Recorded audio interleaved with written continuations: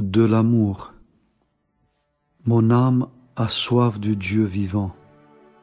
De nouveau mon âme désire se rassasier de la douceur du Seigneur. Ô insondable bonté du Seigneur, de la poussière du sol le Seigneur a créé l'homme, et il a mis en lui un souffle de vie, et l'âme de l'homme est devenue proche de Dieu. Le Seigneur a tant aimé sa créature qu'il donna l'Esprit Saint à l'homme. Et l'homme connut son Créateur et il aime son Seigneur. L'Esprit Saint est amour et douceur de l'âme, de l'intelligence et du corps. Mais quand l'âme perd la grâce, ou si la grâce diminue, de nouveau l'âme cherche en pleurant l'Esprit Saint et la soif de Dieu et dit: mon âme languit après le Seigneur, et je le cherche avec des larmes. Comment ne te chercherai-je pas, Seigneur? Toi, le premier, tu m'as trouvé, tu m'as comblé par la douceur du Saint-Esprit, et maintenant mon âme languit après toi. Mon cœur t'a aimé, écoute ma prière, donne-moi de demeurer jusqu'à la fin dans ton amour. Donne-moi de supporter toutes les afflictions et toutes les maladies par amour de toi. Le Seigneur nous aime et il nous accueille avec tendresse, sans nous faire de reproches.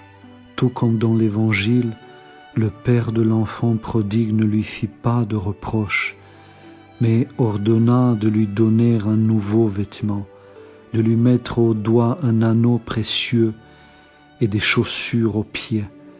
Il ordonna d'égorger le veau gras et de se réjouir, et il ne lui fit pas le moindre reproche. Oh, avec quelle douceur et quelle patience devons-nous, nous aussi, reprendre notre frère pour que notre âme soit en fête à cause de son retour. Ô frères, oublions la terre et tout ce qui s'y trouve. Elle nous détourne de la contemplation de la Sainte Trinité, insaisissable pour notre intelligence, mais que les saints au ciel voient par le Saint-Esprit. Quant à nous, persévérons dans la prière, sans aucune imagination, et demandons au Seigneur un esprit humble. Le Seigneur nous aimera et nous donnera sur terre tout ce qui est utile pour l'âme et pour le corps. Seigneur, donne ta grâce à tous les peuples de la terre pour qu'ils te connaissent, car privé de ton Esprit Saint, l'homme ne peut te connaître ni comprendre ton amour. Petits enfants, connaissez le Créateur du ciel et de la terre. Seigneur, envoie ta miséricorde sur les enfants de la terre. Tu les aimes, donne-leur de te connaître par le Saint-Esprit. Je te le demande avec des larmes. Écoute ma prière en faveur de tes enfants et donne-leur à tous de connaître ta gloire par le Saint-Esprit. Le Seigneur aime tous les hommes, mais il aime plus encore celui qui le cherche. Ceux qui m'aiment, je les aime, dit le Seigneur, et ceux qui me cherchent recevront la grâce. Et avec elle, il est facile de vivre, l'âme est joyeuse et dit: mon Seigneur, je suis ton serviteur. Il y a une joie profonde dans ces paroles. Si le Seigneur est nôtre, alors tout est à nous, comme nous sommes riches. Grand et inconnaissable est notre Seigneur. Mais par amour pour nous, il s'est abaissé pour que nous puissions le connaître et l'aimer, pour que, à force de l'aimer, nous oublions la terre, que nous vivions aux cieux et contemplions la gloire du Seigneur. À ceux qu'il a élus, le Seigneur donne une grâce si grande que dans leur amour, Ils étreignent toute la terre, le monde entier. Leur âme brûle du désir que tous les hommes soient sauvés et voient la gloire du Seigneur. Le Seigneur a dit à ses disciples, « Enfants, n'avez-vous rien à manger ?» Il y a un grand amour dans ces paroles.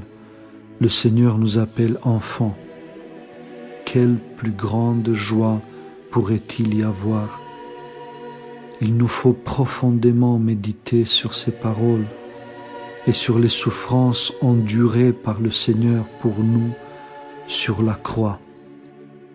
Oh, comme le Seigneur aime sa créature! Et voici que le Seigneur nous a permis de vous parler de cela, et notre esprit se réjouit de ce que le Seigneur soit avec nous. Humblement je vous le demande, priez pour moi, et le Seigneur vous le rendra. Je voudrais dire quelques mots, pour autant que la grâce divine me le permette, sur les degrés de l'amour divin. Lorsque l'homme craint d'offenser Dieu par quelque péché, c'est le premier degré d'amour. Celui dont l'esprit n'est pas troublé par les pensées se trouve au deuxième degré d'amour, plus élevé que le premier. Au troisième degré, plus élevé encore, l'homme perçoit nettement la grâce dans son âme. Enfin, lorsqu'un homme porte la grâce du Saint-Esprit, aussi bien dans son corps que dans son âme, c'est l'amour parfait. Le corps de celui qui garde cette grâce deviendra une relique. C'est le cas des saints martyrs, des prophètes, des saints ascètes et d'autres grands saints. Celui qui demeure à ce degré n'est plus séduit par l'amour d'une jeune fille qui d'ordinaire ravit tout le monde, car la douceur de l'amour divin fait oublier à l'âme tout ce qui est terrestre. La grâce du Saint-Esprit porte l'âme à aimer le Seigneur totalement, et dans cette plénitude de l'amour pour le Seigneur, l'âme est détachée du monde, bien qu'elle vive encore sur terre. Depuis l'époque où le Seigneur m'a donné par le Saint-Esprit de connaître l'amour divin, voilà déjà 40 ans que je souffre pour le peuple de Dieu. Ô frères, rien n'est meilleur que l'amour divin, quand le Seigneur réchauffe notre âme par l'amour pour Dieu et pour notre prochain. Seigneur miséricordieux, que ton amour pour moi, pécheur, est grand. Tu m'as donné de te connaître, tu m'as donné de goûter ta grâce. Goûtez et voyez comme le Seigneur est bon. Tu m'as donné de goûter ta bonté et ta miséricorde, et insatiablement, jour et nuit, mon âme est attirée vers toi. L'âme ne peut oublier son Créateur, car l'Esprit divin lui donne les forces d'aimer celui qu'elle aime. Elle ne peut s'en rassasier, mais désire sans trêve son Père céleste. Bienheureuse l'âme qui aime l'humilité et les larmes, et qui hait les pensées mauvaises. Bienheureuse l'âme qui aime son frère, car notre frère est notre propre vie. Bienheureuse l'âme qui aime son frère, elle sent en elle la présence de l'Esprit du Seigneur, et lui donne paix et joie, et elle pleure pour le monde entier. Mon âme s'est souvenue de l'amour du Seigneur, et mon cœur s'est réchauffé. Mon âme s'est abandonnée à une profonde lamentation, car j'ai tant offensé le Seigneur, mon Créateur bien-aimé. Mais il ne s'est point souvenu de mes péchés. Alors mon âme s'est abandonnée à une lamentation encore plus profonde pour que le Seigneur ait pitié de chaque âme et la prenne dans son royaume céleste. Et mon âme pleure pour le monde entier. Je ne puis me taire sur le peuple que j'aime jusqu'aux larmes. Je ne puis garder le silence, car mon âme souffre continuellement pour le peuple de Dieu, et avec des larmes je prie pour lui. Je ne puis, frères, ne pas vous proclamer la miséricorde de Dieu et les ruses de l'ennemi. 40 ans se sont écoulés depuis que la grâce du Saint-Esprit m'a appris à aimer les hommes et toute la création. Elle m'a aussi dévoilé les ruses de l'ennemi, qui par tromperie accomplit son mal dans le monde. Croyez-moi, frères, j'écris devant la face du Dieu qui, dans sa grande miséricorde, s'est fait connaître à mon âme par le Saint-Esprit. Mais si l'âme ne goûte pas le Saint-Esprit, elle ne peut connaître le Seigneur ni son amour. Le Seigneur est bon et miséricordieux. Pourtant, si nous n'étions pas instruits par le Saint-Esprit, nous ne pourrions rien dire de son amour, sauf ceux qui se trouvent dans les Écritures. Mais toi, frère, ne sois pas troublé si tu ne ressens pas en toi l'amour divin, mais pense au Seigneur, pense qu'il est miséricordieux, garde-toi des péchés et la grâce divine t'instruira. Il faut avoir un cœur compatissant et aimer non seulement les hommes, mais encore respecter toute créature, tous ceux qui ont été créés par Dieu. Sur l'arbre, tu as vu une feuille verte, et sans nécessité tu l'as arrachée. Certes, ce n'est pas un péché, mais tout de même mon cœur s'attriste. Le cœur qui aime a compassion pour toute créature. Mais l'homme, quelle créature sublime! Si tu vois qu'il s'est égaré et qu'il se perd, prie pour lui et pleure si tu le peux. Mais si tu ne le peux pas, alors soupire au moins pour lui devant Dieu. Le Seigneur aime l'âme qui agit ainsi, car elle devient semblable à lui. À moins de prier pour les ennemis, l'âme ne peut pas avoir de paix. L'âme à laquelle la grâce de Dieu a enseigné à prier aime avec compassion toute créature et tout particulièrement l'homme. Sur la croix, le Seigneur a souffert pour les hommes et son âme a été dans l'agonie pour chacun de nous. Le Seigneur m'a appris l'amour des ennemis. Privés de la grâce divine, nous ne pouvons pas aimer les ennemis, mais l'Esprit Saint apprend à aimer. Et alors on aura de la compassion même pour les démons, car ils se sont détachés du bien.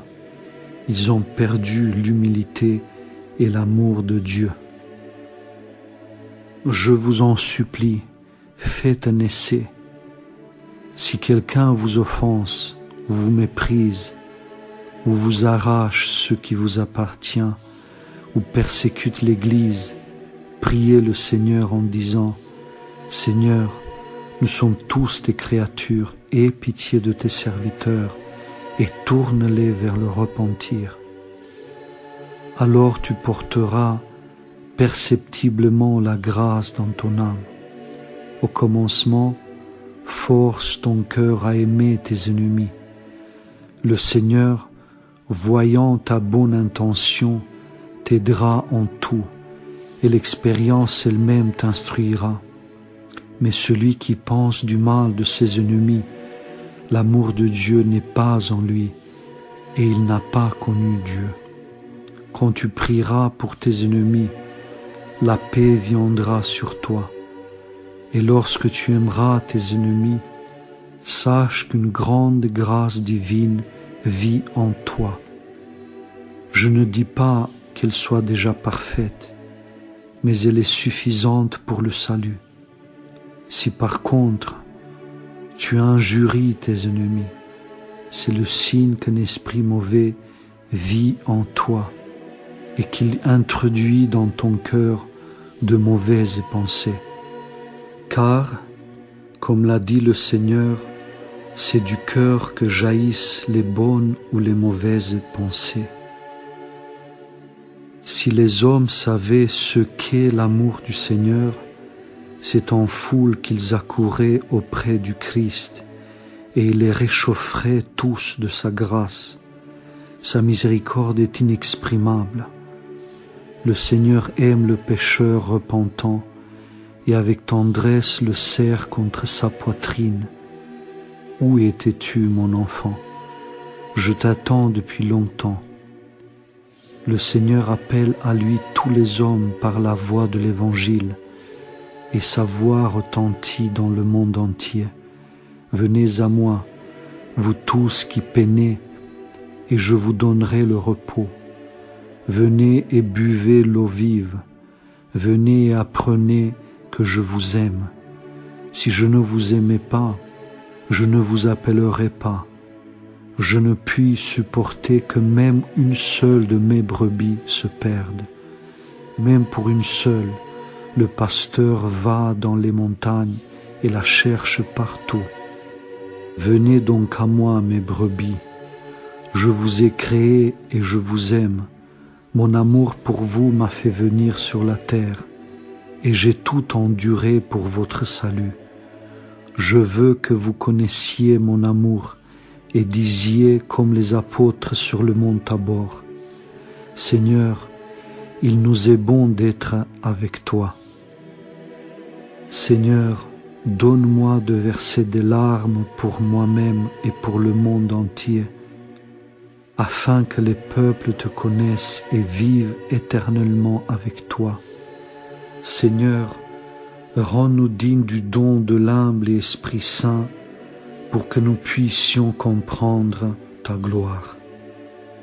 Mon âme souffre et je verse des flots de larmes.